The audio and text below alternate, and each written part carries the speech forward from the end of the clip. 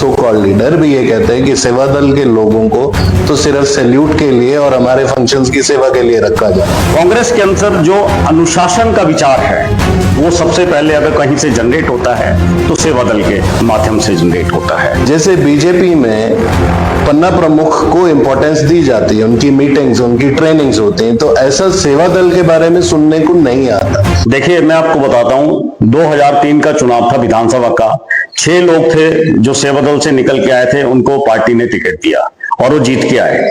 हमने 10 गारंटियों की बात की थी। हमने सबसे पहली गारंटी ओपीएस करी, ओपीएस लागू करी, आपके सामने है, लोगों के सामने है। उसके बाद पहला राज्य हमारा ऐसा बना जिसके अंदर हमने समर्थन मूल्य जो है दूध का दिया। नमस्कार, मैं ध्रुव गर्ग, आप देख रहे हैं आपका फैसला टीवी। आज हम बातचीत करेंगे संदीप सांख्यान जी से, जो मेरे बहुत प्रिय हैं, जिन्होंने अपना राजनीतिक सफर एक स्टूडेंट लीडर्स की तरह शुरू किया और अलग अलग पोजीशंस पे अपनी ऑर्गेनाइजेशन जो कि कांग्रेस है उसको लीड करते रहे। आप बीकॉम, एलएलबी, एमबीए जैसी क्वालिफिकेशंस कर चुके हैं और बहुत डीप एक्सपीरियंस के साथ राजनीति में भी जुड़े हैं अपने यूथ के टाइम से, अपने कॉलेज टाइम से।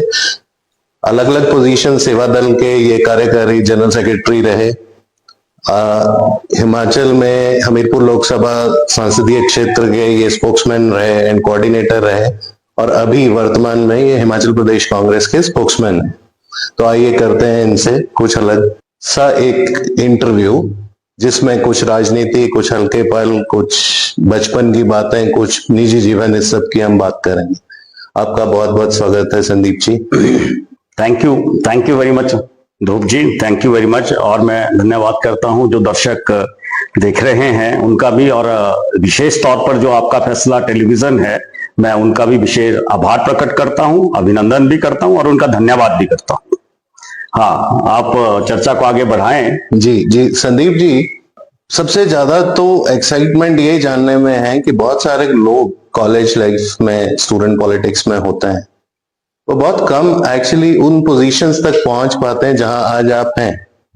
तो इस पूरे सफर में अगर हम शुरू करें और समझना चाहें कि इस सफर में आपने क्या क्या सीखा और क्या क्या आपको अड़चने आई और कैसे कैसे आपने स्थितियों को संभाला और आज आप इस स्थिति में आए।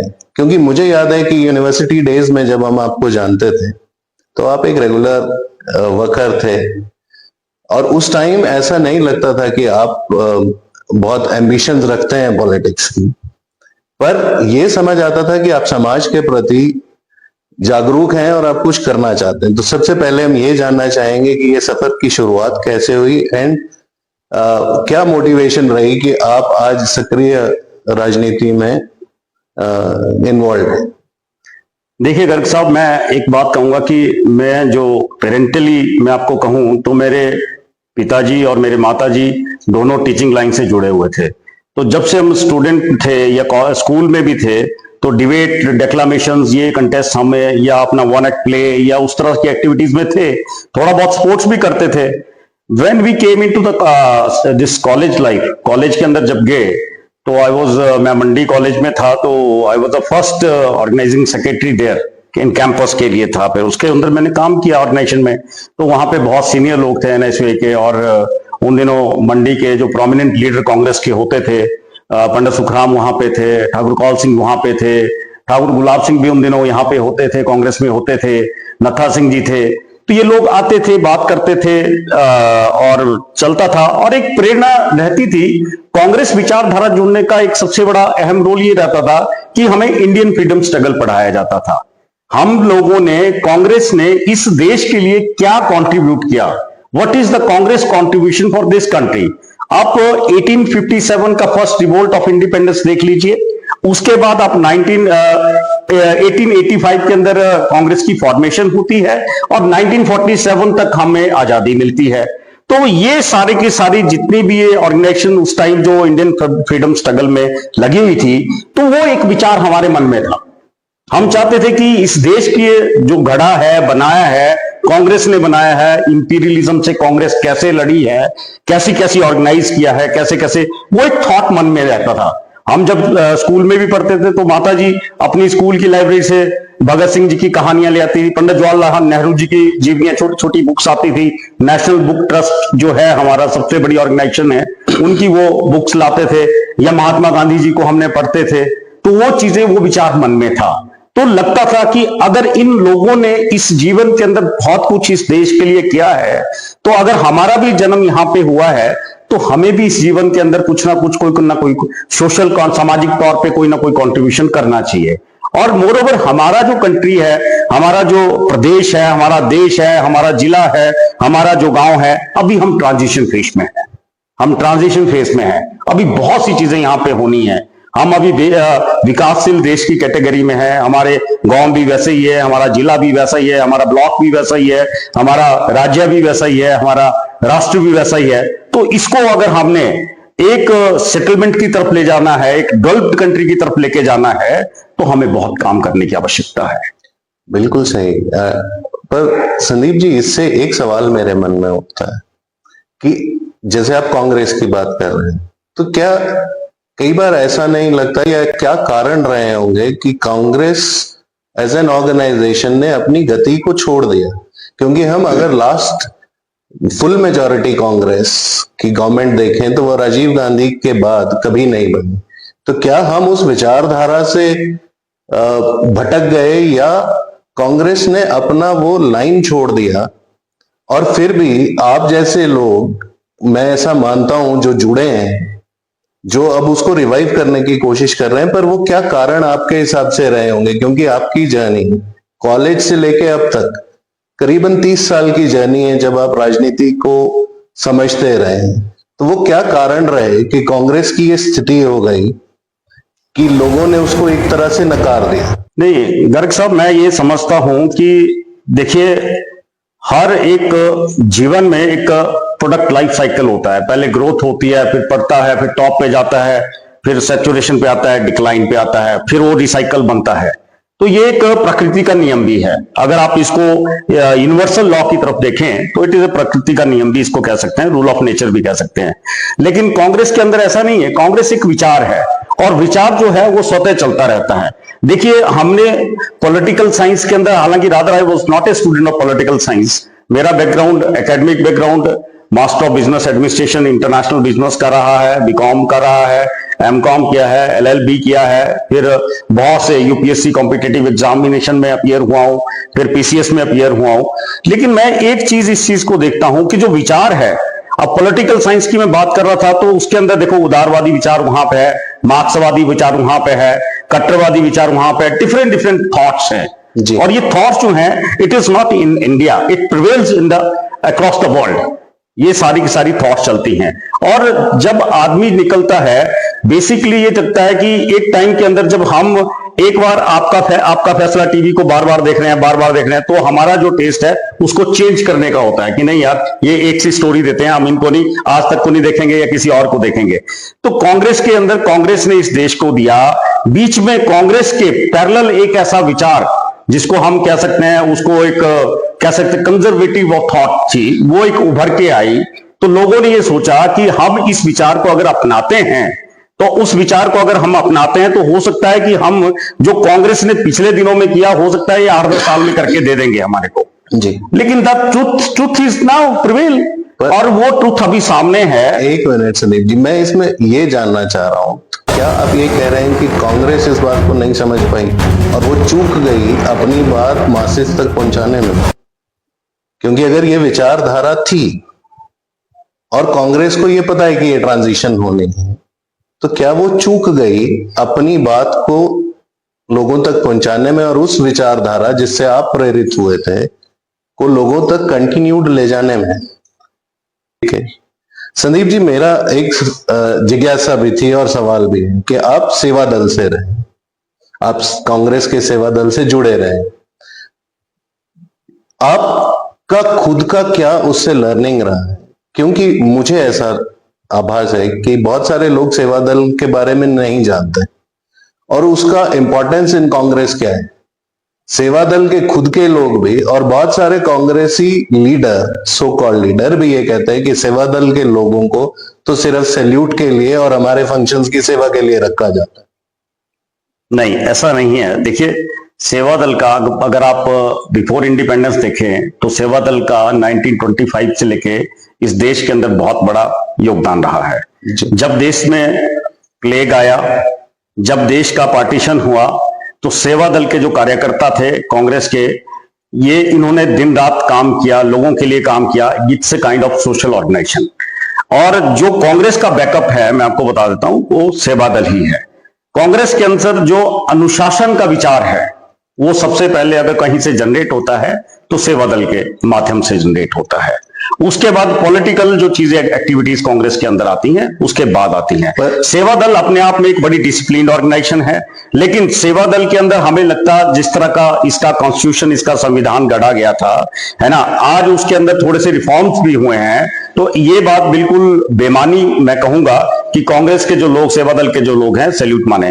कांग्रेस के जितने भी लोग हैं, आज कांग्रेस का जब भी कोई भी कार्यक्रम होता है, सबसे पहले उसकी इनॉग्रेशन जो है हमारे अगर दिल्ली के अंदर होती है, या हमारे जो केंद्रीय हमारा जो कार्यालय है वो अकबर रोड पे वहां पे होती है, या हमारे जहां पे दर्शन पथ पे होती है, तो जो भी सेरेमनी हमारी होती है दैट विल स्टार्ट फ्रॉम सेवा दल ओनली। अगर हमारे राष्ट्रीय अध्यक्ष जाएंगे तो पहले सेवा दल के लोग। पर सेवा दल के कार्यकर्ता या सेवा दल से जुड़े लोगों को आप आम राजनीतिक क्षेत्र में ज्यादा काम करते नहीं देखते, जहां पे सेल्फ प्रोक्लेम या जो लीडर, जिनको हम छुटभैया लीडर बोलते हैं, जो अपने आप को लीडर मानते हैं, वो ज्यादा सक्रिय होते हैं। जैसे, दो इट्स नॉट कंपैरिजन, जैसे बीजेपी में पन्ना प्रमुख को इंपॉर्टेंस दी जाती है, उनकी मीटिंग्स, उनकी ट्रेनिंग्स होती हैं, तो ऐसा सेवा दल के बारे में सुनने को नहीं आता। तो उस वजह, क्या ये कारण तो नहीं है कि उनको लगता है कि उनका कोई इंपॉर्टेंस नहीं है? देखिए, मैं आपको बताता हूं, 2003 का चुनाव था विधानसभा का। 6 लोग थे जो सेवा दल से निकल के आए थे, उनको पार्टी ने टिकट दिया और वो जीत के आए। उनमें से मैं आपको कहता हूं कि आज हम बिलासपुर सदर विधानसभा क्षेत्र में बैठे हैं, तो यहाँ के जो पूर्व में विधायक रहे हैं तिलकराज शर्मा जी, वो कांग्रेस सेवा दल से निकल के आए। आज भारतीय जनता पार्टी के राष्ट्रीय अध्यक्ष माननीय जगत प्रकाश नड्डा जी बने हैं, उनको 2003 के चुनाव में उन्होंने हराया। मैं आपको बता रहा हूं, तो सेवा दल की एक अपनी इंपॉर्टेंस है, और ये जो भ्रांतियां सेवा दल के बारे में फैलाई जाती हैं, ये मेरे हिसाब से गलत हैं। और मैं बताऊं, सेवा दल के अंदर तो अब चंद्रशेखर जी हैं, आपके धर्मपुर के विधायक, वो सेवा दल से निकल के आए हैं। और बहुत से ऐसे विधायक हैं जो हमारे सेवा दल, उनको बड़ी इंपॉर्टेंस मिली है, यहां नहीं, राष्ट्रीय स्तर पे भी बड़ी इंपॉर्टेंस मिली है। मैं आपको एक चीज बता रहा हूं, सेवा दल के अंदर मेरा कोई बड़ा अनुभव नहीं रहा है, थोड़ा मैंने काम जरूर किया है सेवा दल के अंदर, लेकिन मैं पार्टी का स्पोक्समैन, जब माननीय मुख्यमंत्री, जो वर्तमान मुख्यमंत्री ठाकुर सुखविंदर सिंह सुक्खू जो हैं, जब ये पहली बार प्रदेश कांग्रेस के अध्यक्ष बने थे, तो इन्होंने मेरे ख्याल में सबसे पहली अपॉइंटमेंट जो थी वो 3 प्रवक्ता बनाए थे। एक आपके ऊना से थे डॉक्टर डोगरा करके, एक विकास कपूर जी थे, और तीसरा मैं था। तो जो फर्स्ट अपॉइंटमेंट जब ये पीसीसी के प्रेसिडेंट बने थे, तो जिला में सबसे पहले इन्होंने मेरे को अपॉइंट किया था। तो मैं उसके बाद पार्टी का जनरल सेक्रेटरी भी, बतौर जनरल सेक्रेटरी भी जिला में काम किया है। उसके बाद हमीरपुर पार्लियामेंट्री कंस्टिट्यूंसी का कोऑर्डिनेटर भी रहा। पूर्व में रामलाल ठाकुर जी को टिकट मिला था, बड़े अनुभवी लीडर है, उनके साथ बड़ा काम किया, बड़ा अच्छा एक्सपीरियंस रहा। बजाय हम इस चुनाव को हार गए, ये अलग बात थी, लेकिन वहां पे एक बड़ा अच्छा अनुभव वहां पे रहा है, और पार्टी की आइडियोलॉजी को कैसे बढ़ाया है। और एक चीज और मैं बताता हूं, जब भी हमारा चुनाव होता है, जब भी हम पार्लियामेंट्री पॉलिटिक्स में जाते हैं या विधानसभा असेंबली इलेक्शन में जाते हैं, तो सेवा दल के लोगों को हमें हमेशा साथ करने हैं। मैं आज भी बताता हूं, बिलासपुर के अंदर हमारी जो सेवा दल ऑर्गेनाइजेशन है वो बहुत मजबूत है, बड़ी स्ट्रांग है। तो ऐसा नहीं है संदीप जी, शायद बिलासपुर में ये बहुत स्ट्रांग होगी, पर अगर हम इसको ग्राउंड रियलिटीज पे बात करें, आप ही की बात से मैं आ रहा हूं, पार्लियामेंट्री कॉन्स्टिट्यूएंसी में एक जो स्थिति देखने को मिली हमीरपुर पार्लियामेंट्री कॉन्स्टिट्यूएंसी में, जिसके आप स्पोक्समैन भी थे और शायद कोऑर्डिनेशन कमेटी में भी थे, कि 17 में से 10 सीट कांग्रेस लेती विधायक की, पर वो पार्लियामेंट्री कॉन्स्टिट्यूएंसी में जैसे ही चेंज होता है, तो हमारे जो एमपी का टिकट लिए रायजादा जी, वो करीबन 1.5 लाख वोट से हार जाते हैं। अब वो जो आप रिजल्ट है, उसके कारण क्या समझते हैं? तो क्या उस टाइम सेवा दल काम नहीं कर रहा, या कुछ और कारण रहे होंगे जिसकी वजह से हम कांग्रेस 4 में से एक भी सीट यहां नहीं ले पाई। क्या हम ये मान लें कि सेवा दल कुछ एरियाज में स्ट्रांग है और कुछ में नहीं है, या क्या आप इस चीज से सहमत होंगे कि सेवा दल या कैडर को बढ़ाने के लिए कांग्रेस का फोकस नहीं? नहीं, देखिए 2-3 चीजें हैं। कांग्रेस का जो कैडर है, जो कांग्रेस की मेंबरशिप की प्रणाली है, वो एक अलग प्रक्रिया है। सेवा दल के अंदर वही लोग होते हैं जो बड़े कमिटेड लोग होते हैं, और ऐसा नहीं है, जहां जहां पे भी हमारी रैलियां हुई या डोर टू डोर कैंपेन हुआ, इस बार तो मैं आपको ये बता देता हूं कि मैन टू मैन कैंपेन किया कांग्रेस ने, और उसमें हमारे जो सेवा दल के साथी थे या जिला कांग्रेस कमेटी के साथी थे या ब्लॉक कांग्रेस कमेटी के साथी थे, सब डोर टू डोर कैंपेन के अलावा मैन टू मैन कैंपेन में गए हैं। ये डिफरेंस है। बाकी ये ठीक है, मैं मानता हूं इस बात से, लेकिन हमारा चारों पार्लियामेंट्री क्षेत्र के अंदर हमारा जो वोट ऑफ परसेंटेज है, अगर आप पिछले चुनाव की तुलना करें, 2019 के लोकसभा चुनाव की तुलना करें, तो हमने काफी ग्रो किया है उसके अंदर। देखिए, जो आदमी सत्ता के अंदर होता है उसके पास हर चीज होती है, उसके पास ऑर्गेनाइजेशन भी होती है, पैसा भी होता है, और उसके पास रणनीति भी ऑटोमेटिकली आ जाती है। तो हम उन ताकतों के साथ लड़ रहे थे, जो ताकतें जो एक ये कहती थी कि अब तो हो सकता है कि लॉन्ग लाइफ प्राइम मिनिस्टर इस देश को मिल जाए, तो उन ताकतों के खिलाफ हम लड़ रहे थे। तो आज उसका, अगर हमने, बेशक हम चार लोकसभा क्षेत्रों में हारे हैं, लेकिन हमारा वोट परसेंटेज बढ़ा है, हमारे लोगों ने काम किया है, तो उसके हिसाब से देखना चाहता हूं। तो जिस तरह से 5वीं बार जीत के माननीय अनुराग ठाकुर जी आए हैं, तो मैं नहीं समझता कि जो 4 लाख से जीत रहे हैं और अब 1.25 लाख से जीते हैं, तो आप देख लीजिए, हमने 2.25 लाख का कवर तो किया है जी। हमने 2.25 लाख का कवर किया है, तो उसमें सेवा दल के साथियों ने भी काम किया है। संदीप जी, अब इससे थोड़ा सा अलग मुद्दे पे बात करते हैं। सुक्खू सरकार ने दूसरा बजट पेश कर दिया, सक्सेसफुली चल रही है। आप इसको, अपनी इस सरकार को कैसे आकलन करते हैं कि जो वादे किए थे उस पे किस लेवल पे पहुंच गई, और आगे के लिए क्या विचार है, और क्या चैलेंजेस आपको और दिखते हैं? देखिए, मैं आपको एक चीज बताता हूं कि जो माननीय मुख्यमंत्री ठाकुर सुखविंदर सिंह सुक्खू जी हैं, मैं इनकी राजनीति को 91 से छात्र राजनीति से उसका अनुसरण कर रहा हूं, ये उसको फॉलो कर रहा हूं। मैं एक चीज बताना चाहता हूं, ये एक बहुत बढ़िया रणनीतिकार हैं और एक बड़े विजनरी लीडर हैं। और एक चीज इनके अंदर खास बात है कि जो पार्टी के अंदर इन्होंने कॉन्टिन्यूसली काम किया है, तो ये वर्कर को नीचे से उठाना जानते हैं। एक चीज इनकी बड़ी खासियत है। और एक खासियत यह भी है कि सुक्खू जी की दाईं बाजू को पता नहीं होता कि बाईं बाजू क्या काम कर रही है, और बाईं को पता नहीं होता कि दाईं बाजू क्या काम कर रही है। लेकिन इनका जो विजन है, लेकिन इनके ब्रेन को पता होता है कि इनका ब्रेन क्या काम कर रहा है और किस आदमी को कैसे आगे लेके जाना है, और किसने पार्टी के अंदर किसका क्या कॉन्ट्रीब्यूशन है। अभी आपने जो बीते चुनावों की बात इसके अंदर की, तो मैं माननीय मुख्यमंत्री जी का विजन इसलिए बता रहा हूं कि हमने 10 गारंटियों की बात की थी। हमने सबसे पहली गारंटी ओपीएस करी, ओपीएस लागू करी, आपके सामने है, लोगों के सामने है। उसके बाद पहला राज्य हमारा ऐसा बना जिसके अंदर हमने समर्थन मूल्य जो है दूध का दिया।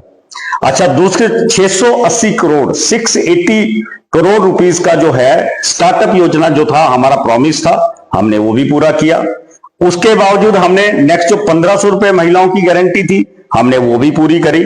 अब भारतीय जनता पार्टी के पास या जो हमारे विपक्ष में जो लोग हैं, उनको बोलने का कोई तरीका नहीं है, लेकिन वो बार बार कभी कहते हैं इलेक्शन कमीशन में जाएंगे, बाई इलेक्शन में जाएंगे, कभी उस टाइम से किसी भी तरह से। ये अभी हमने 5 गारंटी जो थी हमने पूरी करी है अपनी सरकार के अंदर। और एक चीज और, जो रेस्ट ऑफ द गारंटी बचती हैं और जो हमारे मैनिफेस्टो के जो वादे हैं, जो प्रोमिसेस हैं, उनके ऊपर हम कार्य कर रहे हैं। लेकिन इससे पीछे मैं हटके जाना चाहता हूं कि द डे वन से, जिस दिन से माननीय मुख्यमंत्री जी बने हैं, उन दिनों से लेके भारतीय जनता पार्टी जो सत्ता की लोलुपता के चलते वो हमेशा इनको एक्सेप्ट ही नहीं कर पाई कि जी इनको हटाएं। सबसे बड़ा स्कैंडल जो यहां पे हुआ, जो डिस्टेबलाइज गवर्नमेंट को यहां पे किया, वो बीजेपी ने किया। उसकी उस रणनीति में कांग्रेस से निकले हुए हर्ष महाजन भी हो सकते हैं, उसे जयराम ठाकुर जी पूर्व मुख्यमंत्री जी भी हो सकते हैं, जगत प्रकाश नड्डा जी भी हो सकते हैं, और जो पीपी घोटाले में भारतीय जनता पार्टी के जो प्रदेश के अध्यक्ष हैं, जिनका नाम आया था, वो भी। ये एक रणनीति थी कि कांग्रेस की सरकार को, माननीय मुख्यमंत्री जी को डिस्टेबलाइज किया। इसकी परिणति क्या होती है? कांग्रेस के जो डिप्टी चीफ मिनिस्टर हैं मुकेश अग्निहोत्री जी, वो एक स्टॉच पिलर की तरह सुखविंदर सिंह सुक्खू के साथ खड़े हो जाते हैं। और माननीय हमारी अध्यक्षा है ना प्रतिभा सिंह जी, वो एक स्टॉच पिलर की तरह खड़े हो जाते हैं। ठाकुर कौल सिंह जी, ठाकुर रामलाल जी, आशा कुमारी जी और जितने भी हमारे विधायक थे कि यार इतना बड़ा ब्लंडर हिमाचल प्रदेश की जनता ना अनरेस्ट नहीं मानती, बिल्कुल पॉलिटिकल अनरेस्ट बिल्कुल टॉलरेट नहीं करती जी। तो ये जितने भी हमारे विधायक थे, 6 लोगों को किस तरह से उठाया गया, फिर उनको होटल्स में रखा गया, फिर उनको सीआरपीएफ की पैरामिलिट्री फोर्सेस की उनको प्रोटेक्शन दी गई, तो उनको रखा गया, सारा के सारा परिदृश्य आपके सामने है। और उसके बावजूद मैं आपको बताता हूं खरीद फरोख्त हुई होगी, डेफिनेटली मैं कहता हूं, ऐसे तो कोई जाने वाला नहीं है, कोई बड़े बड़े प्रलोभन दिए होंगे। इसकी परिणति ये होती है कि 4 विधायक जो है वो बिल्कुल विधानसभा से बाहर हो जाते हैं।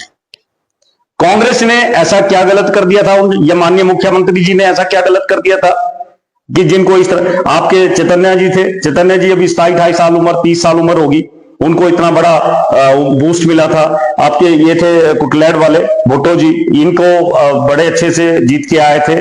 हालांकि वहां पे हमारे पुराने जो लोग थे, विवेक शर्मा जी जो अभी बने हैं विधायक, उनको भी चलो भी भुट्टो जी को दे दीजिए एक चांस।